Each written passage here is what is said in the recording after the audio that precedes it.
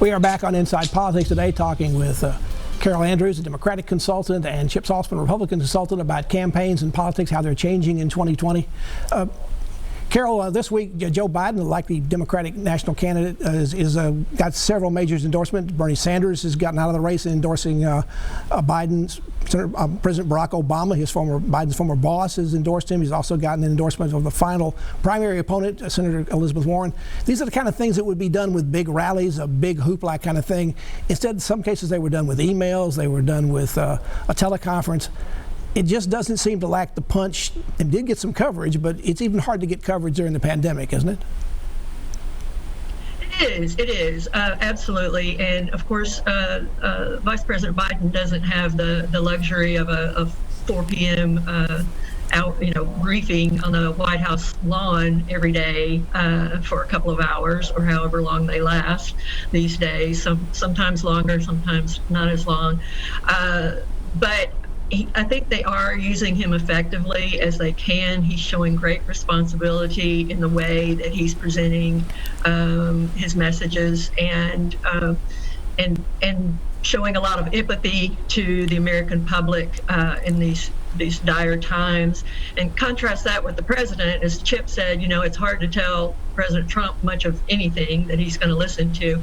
And, every day I sometimes turn it on, sometimes not, just wait for the headlines. But just watching that so-called briefing is getting stranger and stranger to me, just in the lack of empathy that the president is showing to the American public and lack of understanding, his rush to reopen the government and claiming authoritarian sort of power is just heart-wrenching to me as an American. It's just a tough time.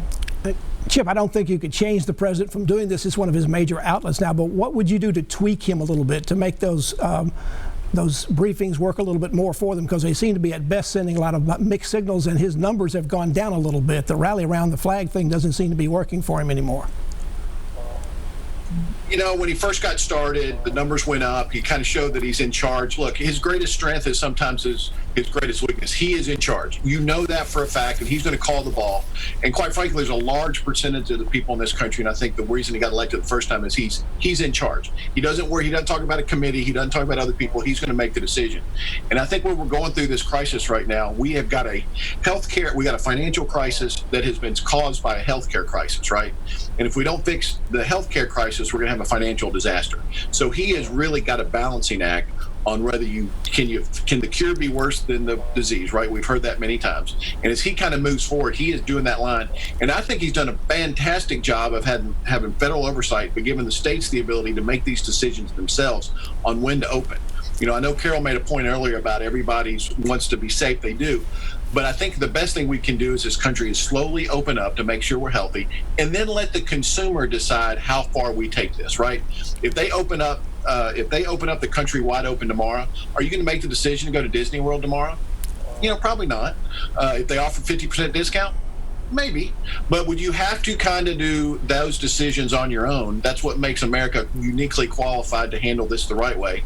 There's been bumps in the road. This is a unique situation. I think the president has done a fantastic job with the hand that he's been dealt, because we've never seen this before. Got about one question for each one of you. Carol, as we wrap up, for Joe Biden, does this race all come down to whether the Democrats are going to be united the way they weren't in 2016? Is that the basic importance of these endorsements he got this week? Absolutely, and the Democrats are going to be united, and there's just a huge understanding and coalescing around the fact that we've got to have new leadership. People understand that. I have talked to, in the past months, many Republican in this state and beyond who are just knowing that we've got to have a change in the next 4 years, and people are fearful for our country. So people are going to be around Joe Biden. Got a lot of Republicans out there for him, coalescing with the Democrats, and because they know that he understands what leadership is. He's done it. It's not new to him. and he's ready to step into the job day one. Chip Saltzman, about a minute left. Does the fate for Donald Trump getting reelected all come down to all the issues that have been around his presidency? Does it all come down to how well he handles this pandemic and how well he handles recovering with the economy? Does it all come down to those two twin issues? 100%. And in a unique way, right? This is the first time a presidential campaign, the reelection of the president is always about the reelection of the president. And the challenger is kind of sitting over here, and yeah, they're part of it. Joe Biden is not interesting to anybody at all anymore. It is what the president does in this moment for the next 6 months. And how we handle this moving forward is whether he gets reelected or not. Joe Biden, okay, whatever, not very exciting. He's disappeared for the last 4 or 5 weeks. But it's all about the president, how he handles this, how is the base excited about it. Chip Saltzman, thank you very much for being with us. Carol Andrews, thank you as well.